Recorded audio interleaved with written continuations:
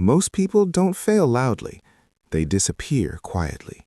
They stop trying, stop believing, and one day realize they never recovered. The real question is, will you? Most people believe a comeback starts with motivation. They think one strong day, one emotional moment, one powerful decision will change everything. It doesn't. A real comeback begins much quieter than that. It begins with a moment of honesty. A moment where you stop lying to yourself, where you admit that something in your life is not working anymore. Not the world, not people, not circumstances. You, your routines, your discipline, your standards. That moment is uncomfortable because it removes excuses. And excuses are comfortable. Most people avoid this moment for years. They stay busy. They stay distracted. They stay hopeful without changing anything. And slowly, life drifts. Days blend together. Standards soften. Ambition turns into convenience.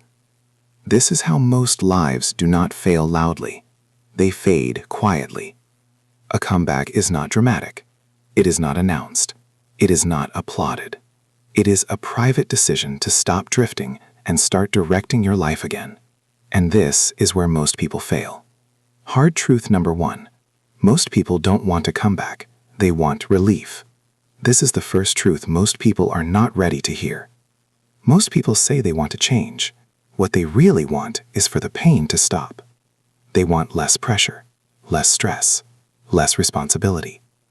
A comeback does not offer that. A comeback increases responsibility before it brings peace. It adds pressure before it brings freedom. It demands effort before it delivers results. So instead of rebuilding, people look for relief. They scroll their phones. They watch endless videos. They stay busy without being productive. They call it rest. They call it healing. They call it self-care. But relief without structure does not heal. It delays. Comfort feels good today, but it quietly steals tomorrow. This is why most people stay stuck. They choose short-term relief over long-term self-respect. A real comeback requires you to sit with discomfort without escaping it. Early mornings when motivation is gone, doing the work when no one notices, continuing even when progress feels invisible. That phase feels unfair. That phase feels lonely. And that is exactly where most people quit. Not because they can't do the work, but because they can't handle delayed reward. Why comfort is more dangerous than failure. Failure is loud. Comfort is silent. Failure forces reflection. Comfort allows slow decay. Many people do not ruin their lives with one big mistake. They ruin them by slowly lowering their standards. Waking up later, skipping routines, avoiding hard conversations, choosing easy options again and again. Nothing feels urgent. Nothing feels serious. Until one day they look around and realize they are far from who they could have been. And the most painful part? There was no single moment to blame. That is why most people never make a comeback. They never feel the pressure to change.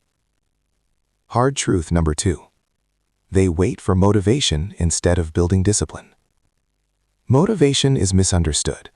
People treat it like fuel, like something they need before they can start. In reality, motivation is a reward, not a requirement. Discipline is what moves you when motivation is missing. Motivation depends on mood. Discipline depends on decision. Mood changes daily. Decision can be fixed. If your progress depends on how you feel, your life will stay inconsistent. This is why motivation-based change always collapses. You feel strong for a few days, then energy drops, then excuses appear, then everything stops. Discipline does not care how you feel. It is quiet. It is boring. It is reliable. Discipline is doing what needs to be done even when enthusiasm is gone. That is why discipline outlasts inspiration. Why discipline feels heavy at the beginning. Discipline feels hard in the beginning because you are breaking identity. Your old identity resists change. It says, rest today. Start tomorrow. One more excuse. That voice is not evil. It is familiar. But familiar does not mean correct. Every time you obey discipline, resistance weakens. Every time you give in, resistance grows. Repetition builds strength. Over time, discipline becomes lighter, not because life becomes easier, but because you become stronger. The moment discipline changes everything. There is a moment where something shifts. You stop asking, "Do I feel like it?" and you start asking, "What needs to be done?" That single shift separates people who rebuild their lives from people who only talk about change. Dreamers wait. Builders execute. Most people believe their problem is the present. In reality, their problem is the past. Not what happened, but what they are still carrying. Old mistakes, old failures, old embarrassment, old regret. The past has a quiet way of entering the present. Not loudly, not obviously. It shows up as hesitation, as self-doubt, as overthinking decisions you should already be confident about. You walk into new opportunities already tired, already guarded, already expecting things to go wrong. Not because they will, but because once they did. This is not wisdom. This is unpaid emotional debt. Hard truth number 3. Holding on feels like strength, but it is self-sabotage. Many people believe holding on makes them responsible. They think carrying guilt proves they care. They think replaying mistakes keeps them humble. It doesn't. It keeps them heavy. The mind cannot move forward while it is busy defending old pain. Learning from the past is useful. Living inside it is destructive. The lesson is meant to sharpen you, not chain you. Yet many people replay old scenes again and again, hoping repetition will somehow rewrite the ending. It never does. All it does is drain energy that should be used to build something new. You cannot reset your life while dragging yesterday behind you. The weight you carry changes how you move. Emotional weight affects posture, not physical posture, mental posture. You stop standing tall in your own life. You approach challenges already convinced you will fail. You lower expectations to avoid disappointment. This is how potential dies quietly, not from lack of ability, but from accumulated doubt. Carrying guilt does not make you responsible. Carrying regret does not make you honest. Carrying resentment does not make you strong. It only makes you tired. At some point, responsibility means putting things down, not pretending they never happened, but deciding they no longer get a vote in your future. Why letting go feels scary? Holding on feels safe. Familiar pain is predictable. Unknown progress is not. Letting go means stepping into uncertainty, and uncertainty demands courage. Growth has always required courage. Comfort never produces transformation. This chapter of a comeback is not asking you to forget the past. It is asking you to stop paying interest on experiences that are already over. You do not owe your past loyalty. You owe yourself clarity. What real release looks like. Release is not emotional. It is deliberate. You acknowledge the mistake, you extract the lesson, you move on. Anything beyond that is punishment, not growth. The moment you stop carrying what has already cost you enough, something powerful happens. Your thinking sharpens. Your energy returns. Decisions become cleaner. You stop reacting. You start choosing. And choice is where power lives. Hard truth number 4. Most people confuse self-punishment with responsibility. There is a difference between ownership and self-attack. Ownership builds strength. Self-attack drains it. Many people think being harsh on themselves will force improvement. It doesn't. It creates fear. A fearful mind does not grow. It protects itself. Responsibility is calm. It says, "This is where I am.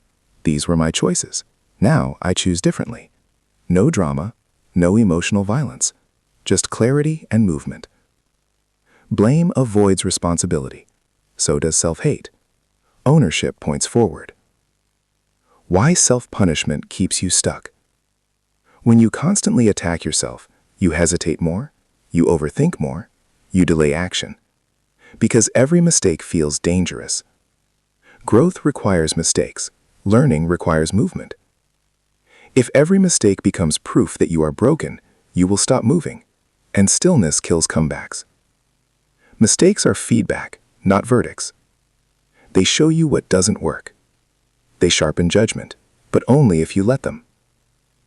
The mindset that builds real momentum. A strong mind can say, "I messed up," without collapsing. It can admit failure without turning it into identity. It can face reality directly and still move forward with dignity. This ability separates people who grow from people who stay trapped in cycles of regret. Drop the idea that improvement requires suffering. Growth requires honesty, effort, and consistency, not punishment. When discipline is paired with self-respect, it becomes sustainable. When it is paired with self-attack, it collapses. Why most people never make a comeback. Hard Truths, Part 3. Most people believe big failures ruin lives. They don't. Lives are usually ruined by small habits. The quiet ones. The ones no one talks about. A comeback rarely collapses because of one bad decision. It erodes because of repeated, unexamined behavior. That is the danger. Not loud destruction, silent weakening. Hard truth number 5. Small habits quietly sabotage every comeback. Some habits do not look destructive. They look harmless. They even look deserved. Scrolling a little longer. Starting tomorrow instead of today. Choosing comfort over effort. Not once, but repeatedly. None of these choices feel serious in the moment, but momentum is built the same way, through repetition. So is stagnation. The problem is not lack of willpower. It is lack of awareness. Self-sabotage hides inside routine. You reach for the phone without thinking. You delay the hard task until later. You avoid starting because starting feels uncomfortable. Each time you do this, you train avoidance. And training works in both directions. Why willpower always fail? Most people try to fix bad habits with force. They say, "I'll try harder. I'll be more disciplined. I'll use willpower." Willpower is temporary. Habits are structural. When you are tired, stressed, or overwhelmed, willpower disappears. That is why comebacks built on willpower collapse. You do not remove sabotage by demanding more strength. You remove it by changing your environment.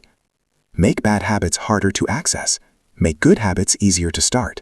Distance beats resistance. Change the environment, change the outcome. If your phone is always next to you, distraction wins. If junk food is always available, discipline loses. If your days are unstructured, habits take control. Environment silently decides behavior. Most people try to change internally while staying externally the same. Same room, same routines, same triggers. And then they wonder why nothing changes. A comeback requires separation, not forever, but long enough to build strength. Replacement is more powerful than resistance. When you try to stop a habit without replacing it, you leave a vacuum. The mind hates empty space. Replace scrolling with reading one page. Replace late nights with a fixed wind-down routine. Replace mindless eating with planned meals. It doesn't need to be dramatic. It needs to be consistent. Progress comes from reducing friction. Hard truth number 6. Most people ignore patterns and focus on moments. One bad day does not define you. A repeated pattern does. Many people say, "I just had a bad day," but the days keep repeating. Patterns reveal truth. Moments lie. Be honest about which behaviors pull you backward, not with judgment, with clarity. Clarity gives control. Denial gives control away. Why comfort habits exist? Comfort habits usually soothe something: boredom, stress, loneliness, fear. Removing the habit without addressing the need underneath does not last. Instead of asking, "Why can't I stop?" ask, "What am I avoiding?" That question leads to solutions, not shame. Structure protects freedom. Many people think structure limits freedom. It doesn't. It protects it. Unstructured time invites sabotage. Structured days reduce temptation. The more intentional your schedule, the less room there is for behaviors that work against you. You don't need perfection. You need fewer leaks. When energy stops leaking, strength accumulates naturally. Focus sharpens. Discipline feels lighter. Effort becomes more effective. There is a moment in every failed comeback where effort is present, but progress is not. People are trying, they are watching content, they are thinking about change, yet nothing moves forward. This is where most people get confused. They say, I'm doing everything I can. But the truth is simpler and harder. They are doing effort without ownership. Hard truth number 7. Most people avoid real ownership by attacking themselves. This sounds strange, but it is true. Many people think being hard on themselves means they are taking responsibility. It doesn't. It means they are avoiding it. Self-punishment feels productive. It feels serious. It feels like accountability, but it produces no movement. Replaying failures, calling yourself useless, living in guilt, none of this fixes anything. It only drains energy. Ownership is calm. Self-punishment is emotional. Ownership says, this is where I am. These are the choices I made. Now I choose differently. No drama, no anger, no self-hatred, just clarity. Why self-attack kills momentum? When you attack yourself, your mind becomes defensive. A defensive mind does not learn, it protects. You hesitate more, you overthink more, you delay action, because mistakes feel dangerous. Growth requires mistakes. Learning requires movement. If every mistake becomes proof that you are broken, you will stop moving, and stillness kills comebacks. This is why many intelligent, capable people stay stuck, not because they don't understand what to do, but because they are emotionally exhausted from fighting themselves. Responsibility is not emotional. Responsibility is practical. It asks one question: what is the next right move? Not, why am I like this? Not, why did this happen to me? Those questions trap you.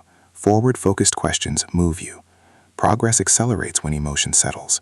When you stop punishing yourself, energy returns. Thinking becomes clearer. Execution becomes steadier. Strength does not come from anger at yourself. It comes from respect for your ability to improve. Mistakes are feedback, not verdicts. Most people treat mistakes like final judgments. They say, I failed, so this proves I can't do it. That belief kills comebacks. Mistakes are information. They show you what doesn't work, if you let them. But if you turn every mistake into a personal attack, you train fear instead of growth. Fear avoids action. Growth requires action. A strong mind can say, I messed up, without collapsing. That ability separates people who rebuild their lives from people who repeat the same cycles forever. There is a moment in every failed comeback where effort is present, but progress is not. People are trying, they are watching content, they are thinking about change, yet nothing moves forward. This is where most people get confused. They say, I'm doing everything I can. But the truth is simpler and harder. They are doing effort without ownership. Hard truth number 7.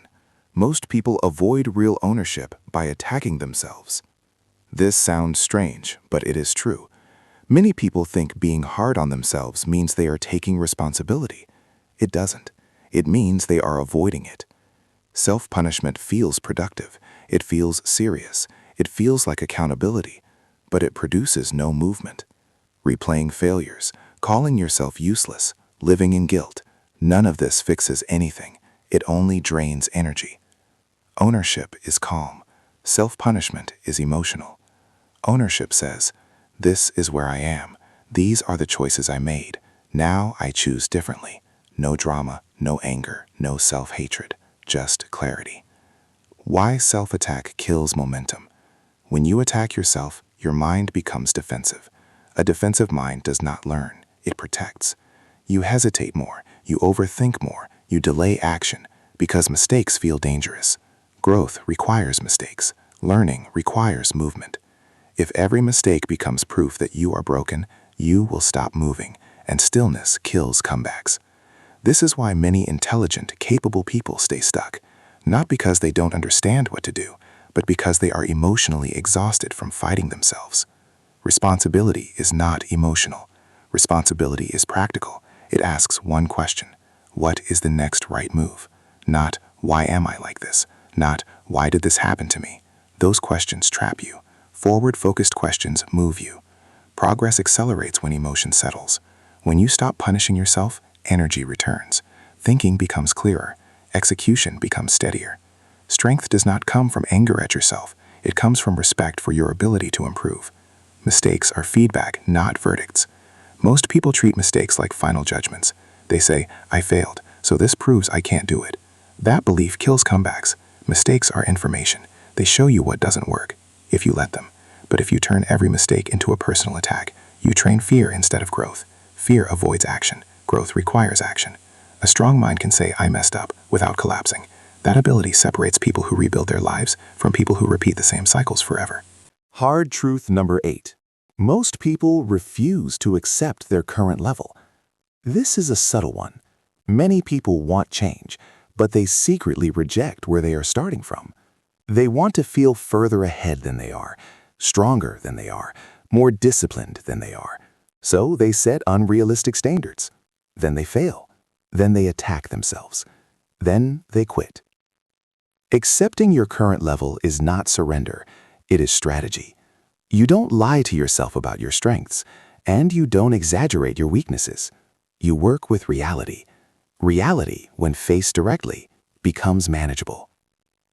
Why honest starting points matter. You cannot build strength on fantasy. If your discipline is weak, start small. If your focus is broken, reduce distractions first. If your energy is low, fix sleep before ambition. Small, honest steps rebuild trust with yourself, and trust is the foundation of every comeback. Hard truth number 9. Most people overload themselves and then collapse. They try to change everything at once. New routines, new habits, new goals, new identity. The result? Burnout. A comeback is not built through intensity. It is built through consistency. One standard you refuse to break is more powerful than 10 goals you abandon. Simplify to survive. Complex plans feel impressive. Simple plans get executed. Most people don't need more ambition. They need more clarity. Confusion is not lack of intelligence. It is lack of focus. Focus begins when you decide what actually matters right now. Not someday, not eventually. Today. The question that creates momentum. Ask yourself honestly, what is the one direction that matters most in my life right now? Not 5, not 10, 1. Once direction is clear, actions become obvious. Turn direction into a daily practice, something measurable, something repeatable, something possible even on low energy days. Progress is built on what you do consistently, not what you plan occasionally. Why planning becomes a trap. Many people hide inside planning. They research, they organize, they prepare. It feels productive, but often it is avoidance. Action feels risky. Planning feels safe. Simplification removes hiding places. A simple plan, executed daily, will outperform a perfect plan that never starts. Most people are waiting for confidence. They say, I'll start when I feel ready. I need motivation first. I don't believe in myself yet. And because of that, they never start. This is one of the biggest lies people believe. Hard truth number 10. Confidence is not the starting point. It is the result. Confidence does not come before action. It comes after action. Nobody feels confident before doing something hard for the first time. Confidence is built by evidence. You act, you survive, you repeat, then belief follows. People who wait for confidence stay frozen. People who act without it create it. That is the difference. Why feeling ready is a trap. Readiness is an emotion. Emotions are unstable. If your progress depends on emotion, your progress will be inconsistent. Some days you'll feel motivated. Most days you won't. Successful people do not feel ready more often. They act despite uncertainty. They accept discomfort as part of the process. Waiting to feel ready is just fear asking for permission. Action precedes clarity. Most people want clarity first. They say, once I know exactly what to do, I'll move. But clarity is created by movement. You learn by doing. You adjust by failing. You understand by trying. Standing still teaches nothing. Movement, even imperfect movement, sharpens direction. This is why small action is so powerful. Hard truth number 11. Momentum is built in silence. Real progress is boring. No applause, no instant results, No dramatic moments, just repetition. Most people quit because nothing exciting happens early on. They think, this isn't working. But growth is happening quietly. Skills are forming. Discipline is strengthening. Identity is shifting. Momentum does not feel like success at first. It feels like routine. That is why most people miss it. Why quick wins can be dangerous. Sometimes people get fast results, and then they relax. They stop doing the boring work. They assume the change is permanent. It isn't. Real change is maintained, not achieved. The goal is not a breakthrough. The goal is stability. Hard truth number 12. Your identity will resist change. This is important. Even when change is good, your old identity will fight it because it is familiar. You may feel laziness pulling you back, doubt whispering, this won't last, comfort tempting you to stop. This does not mean you are failing. It means change is working. Resistance appears when old patterns are threatened. Most people interpret resistance as a sign to quit. Strong people recognize it as confirmation. Do not negotiate with your old self. Your old habits will try to bargain. Just today, just this once, you deserve a break. And sometimes rest is necessary, but excuses wear the mask of kindness. Discipline is not cruelty. It is protection. Protection from the version of you that keeps repeating the same mistakes. Small daily proofs build a new identity. You do not become disciplined by declaring it. You become disciplined by keeping promises to yourself. Small ones. Wake up on time. Do the task you said you would. Stop when you plan to stop. Each kept promise is a vote for your new identity. Miss one day, correct immediately. Never miss twice. That rule alone saves most comebacks. Hard truth number 13. No one is coming to save you. This is not negative. It is freeing. No perfect moment is coming. No external rescue is arriving. No one will suddenly understand your struggle fully, and that is okay, because it means the power is already with you. Waiting for rescue creates helplessness. Taking responsibility creates strength. Even small control restores dignity. The difference between hope and delusion. Hope says, if I act daily, change is possible. Delusion says, something will change without me changing. Hope works. Delusion delays. Choose hope backed by action. What actually makes a comeback last? Not motivation, not intensity, not dramatic transformation. What makes it last is systems, simple routines, clear boundaries, repeatable actions. You don't rise to motivation, you fall to systems. Build systems that support who you are becoming. Many people do improve. They build discipline. They gain momentum. They feel stronger. And then they fall back. Not because they failed, but because they didn't protect their progress. Hard truth number 14. Most people lose progress after success, not failure. Failure humbles you. Success relaxes you. This is where relapse happens. You start skipping small habits. You break routines just once. You assume you're past the danger zone. But discipline is not permanent. It is maintained. Progress does not disappear suddenly. It leaks slowly. Why relapse feels confusing. People say, I was doing so well. What happened? What happened is simple. They stopped doing the boring things that created the progress. Consistency feels unnecessary once results appear. That belief destroys momentum. Never stop the foundation habits. Every comeback has non-negotiables. Simple actions that keep you grounded. Sleep, movement, focused work, limited distractions. When life gets busy, you don't add more. You protect these. Most people do the opposite. They sacrifice foundations for productivity. And then everything collapses. Hard truth number 15. Discipline is not about pushing. It's about boundaries. Strong people are not constantly forcing themselves. They have rules. Rules remove decision fatigue. Examples: no phone before work, fixed sleep time, daily minimum effort, even on bad days. Boundaries turn discipline into habit. When decisions disappear, consistency increases. Why long-term thinking saves you? Short-term thinking asks, how do I feel today? Long-term thinking asks, where does this choice take me? Every small decision moves you in a direction. Not instantly, but inevitably. You don't need extreme discipline. You need aligned direction. Hard truth number 16.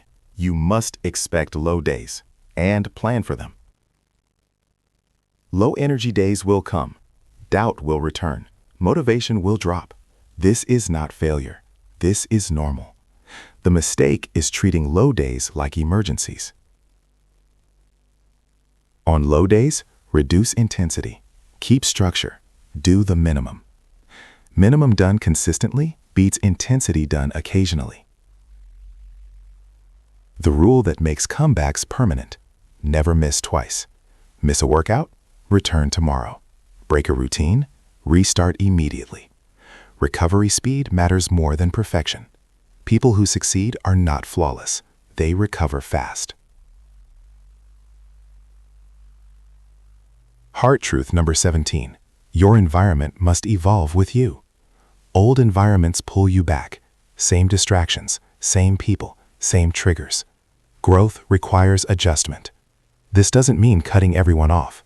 It means being intentional. Protect your focus like it matters, because it does. Identity is the final lock. You don't maintain progress by fear. You maintain it by identity. I'm someone who finishes what he starts. I don't quit on myself. I keep promises. When behavior matches identity, discipline feels natural. You stop negotiating.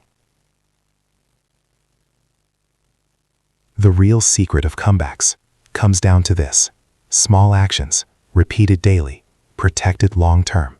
No drama, no hype, no shortcuts, just quiet consistency. That's why most people never do it, and why those who do change their lives completely.